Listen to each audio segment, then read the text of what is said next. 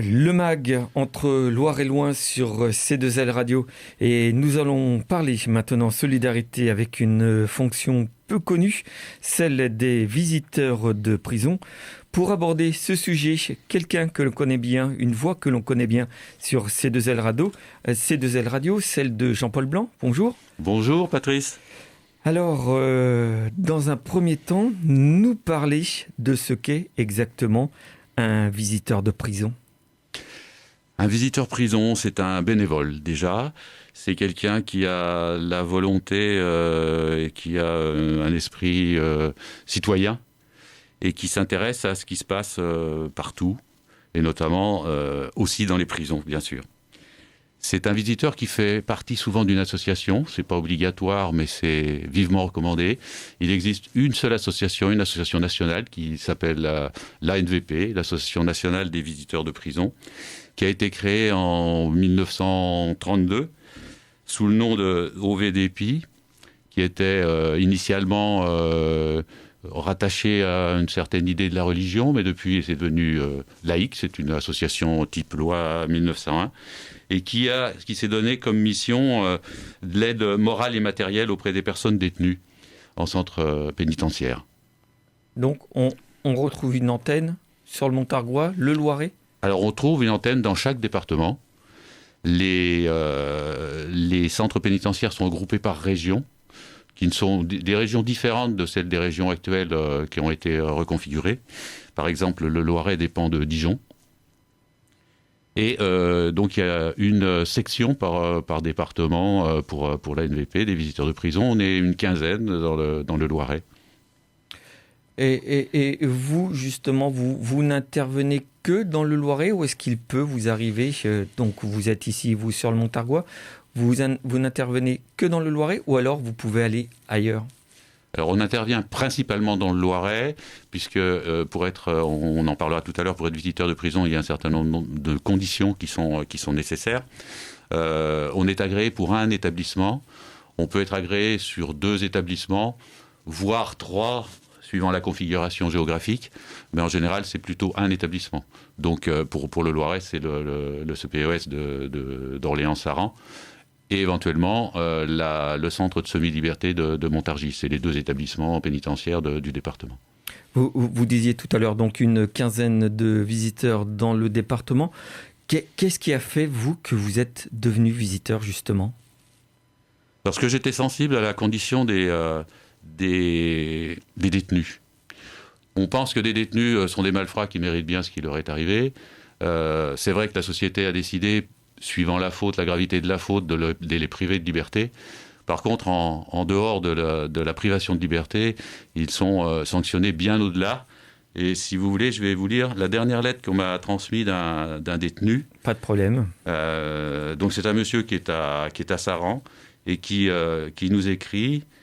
qui est une sorte d'appel au secours, vous verrez. Alors, je lis textuellement l'intégralité de sa lettre. « Je me permets d'écrire à votre association car elle s'adresse peut-être aux détenus dans mon cas. En effet, je suis isolé, incarcéré à Orléans-Saran depuis plus d'1 an alors que je suis originaire de Toulouse.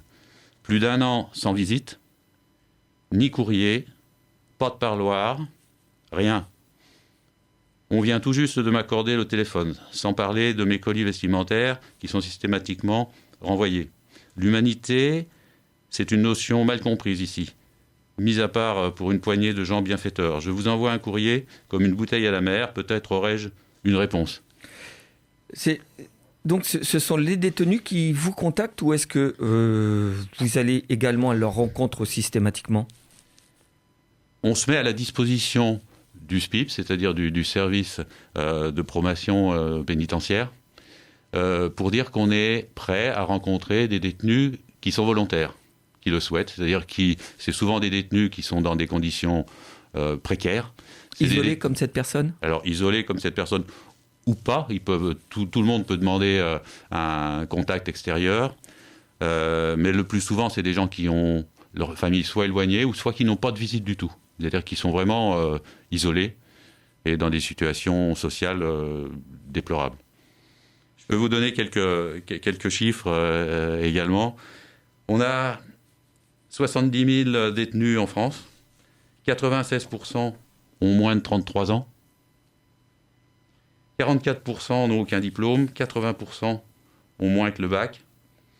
50% sont sans emploi. 38% souffrent d'addiction et 80% ont au moins un problème psy. Donc imaginez ces gens quand ils sont en fin de peine, qui repartent dans la société civile, si pas d'entreprise ne les emploie et si personne ne les accompagne, ils sont complètement perdus. On peut imaginer qu'après quelques mois d'intercarcération, on retrouve sa vie d'avant, sous réserve que sa vie soit une vie sociale normale, mais après quelques années, c'est un choc. C'est un choc à l'entrée de la prison, mais c'est un choc à la sortie également.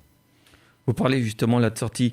Les détenus, vous ne les rencontrez qu'en milieu carcéral ou est-ce qu'il peut y avoir également un suivi juste après ? Alors jusqu'à ces dernières années, les visiteurs de prison ne rencontraient les détenus qu'en milieu carcéral. C'est-à-dire dans les parloirs, on appelle ça parloirs avocats, c'est des parloirs de rencontre. C'est des entretiens qui durent 1 à 2 heures. Et depuis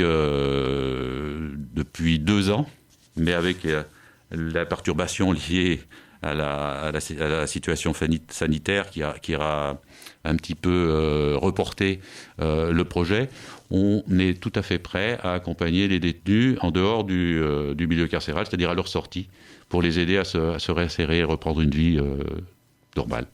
Et justement, vous rencontrez tout type de détenus. Il n'y a pas de sélection, on pourrait dire. Il n'y a pas de sélection. On s'interdit d'ailleurs de savoir pourquoi ils sont en prison. Notre but, c'est de pouvoir les faire retrouver la société dans des conditions où ils puissent reprendre une place normale. Et justement, vous abordez quoi avec ces détenus lorsque vous les rencontrez ? Tout sujet qui les intéresse. L'intérêt pour eux d'avoir un contact avec un visiteur de prison, c'est qu'on ne représente pas l'administration pénitentiaire. On a un devoir de confidentialité, sauf si ça s'en rendait, si on avait décelé un danger quelconque, aussi bien pour lui que pour quelqu'un d'autre. On s'interdit de parler à l'extérieur de ce qui se passe. S'ils veulent nous dire pourquoi ils sont incarcérés, ils nous le disent. S'ils ne veulent pas nous le dire, ils ne nous le disent pas. On parle de tout sujet qui peut les intéresser, qui peut les sortir mentalement d'un milieu qui est très oppressant. D'accord, donc aucun sujet tabou. Aucun sujet tabou. Et comment devient-on visiteur ? Alors il y a quelques conditions. Les conditions... elles sont répertoriées, je vais vous les donner. Alors, il faut être majeur, c'est-à-dire il faut avoir 21 ans. Casier vierge ? Casier vierge, évidemment, c'était la deuxième chose que j'allais vous dire. Bien sûr, il faut avoir l'envie de le faire. Il faut avoir un petit peu de temps. Rassurez-vous, c'est pas uniquement pour des retraités, puisque les parloirs sont ouverts toute la semaine. Il faut avoir quelques heures par semaine, au moins. Oui, ça peut prendre combien de temps ? Le temps d'aller au centre pénitentiaire, de rencontrer la personne, on prévient, hein, le détenu nous attend, hein, et ça peut durer 1 heure ou 2, voilà. Ça peut être plusieurs fois dans la semaine, ou est-ce que... On va dire qu'il y a une limitation, malgré tout. Non, il n'y a pas de limitation. Alors, ce ne faudrait pas que ce soit tous les jours. Je pense que ce serait un petit peu gênant pour les autres. Mais je dirais que la moyenne, c'est 1 fois par semaine. D'accord. Donc, toujours dans le sens de cette question, comment devient-on ? D'autres critères, on va dire, seraient pris en compte ? L'âge, le casier vierge et la motivation, surtout. Il n'y a pas de condition de diplôme ou de quoi que ce soit. Il faut que les gens soient bien informés de ce dont à quoi ils peuvent s'attendre. Mais ça, c'est notre boulot de leur expliquer. Et ils confirment leur demande. Leur demande peut être adressée soit sur un site qu'on a ouvert dans le 45. Je vais vous le donner. C'est un site internet, bien évidemment. C'est visiteur au pluriel .accompagnant au pluriel aussi. En petites lettres, bien évidemment, 45@gmail.com. Vous laissez vos coordonnées et je vous rappelle. Et on en parle. Il n'y a aucun engagement de votre part. Il n'y a aucun engagement aussi, il faut le savoir, sur la durée. Alors moi, je vous ai dit tout à l'heure, la durée, c'est mieux de s'engager pour un certain temps, c'est-à-dire 1 ou 2 ans pour qu'il y ait un suivi. Autrement, les gens ne comprendraient pas pourquoi vous venez les voir 1 ou 2 fois et puis qu'il n'y ait plus personne. C'est-à-dire que si vous ne vous sentiez pas, ou si la personne qui est avec vous, vous pensez que ça ne marche pas, on change de personne, il n'y a pas de souci. C'est du bénévolat aussi. Oui, toutes les personnes restent libres, bien évidemment, d'en faire plus ou d'en faire un petit peu moins. Et tout le monde peut devenir visiteur? Tout le monde peut devenir visiteur, oui. Alors, il faut une lettre de motivation pour expliquer, et puis il y a un entretien. Et l'agrément officiel est délivré par le SPIP, le Centre de Promenation Pénitentiaire, rue de la Chèvre à Orléans. Mais nous, on transmet on a des entretiens, enfin des contacts avec les personnes qui souhaitent nous rejoindre, et on transmet les informations au SPIP qui fait la demande d'agrément. Cette demande d'agrément met entre 2 mois et 6 mois à venir. C'est un petit peu long, mais c'est l'administration. Le temps d'une enquête aussi sur la personne? Le temps d'une enquête, oui. Il y a une enquête des renseignements généraux légère, mais pour voir s'il n'y a pas dans le passé des choses qui pourraient gêner. La personne confirme qu'elle veut effectuer ce bénévolat, et elle rentre dans l'équipe. C'est une équipe comme je vous le disais tout à l'heure, d'une quinzaine de personnes. On se rencontre normalement à peu près tous les 3 mois.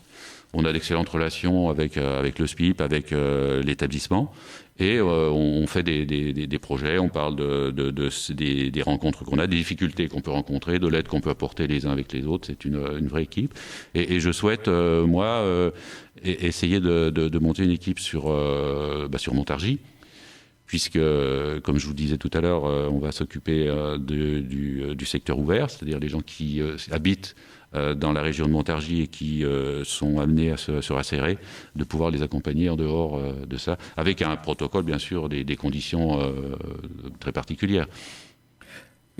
Vous aviez une adresse Internet, justement, pour celles et ceux qui souhaitent vous rencontrer uniquement par ce moyen? Alors, on peut laisser ses coordonnées téléphoniques à Radio C2L, et je vous rappellerai.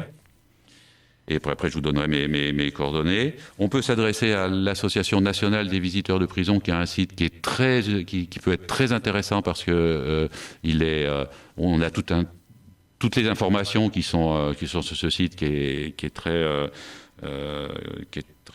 bien fait d'ailleurs. C'est anvp.org, tout simplement anvp.org. Et vous pouvez également vous inscrire sur ce site, et l'association nationale nous répercutera vos coordonnées pour qu'on puisse vous appeler. Eh bien, Jean-Paul Blanc, merci pour toutes ces infos donc sur cette fonction, pas simple quand même. Non, c'est pas simple, mais c'est très enrichissant, parce que c'est un vrai besoin. C'est un vrai besoin pour les détenus, et c'est un vrai besoin pour la société qui a besoin de retrouver ses membres dans des conditions où ils ne retombent pas dans la délinquance. Merci bien. Merci à vous.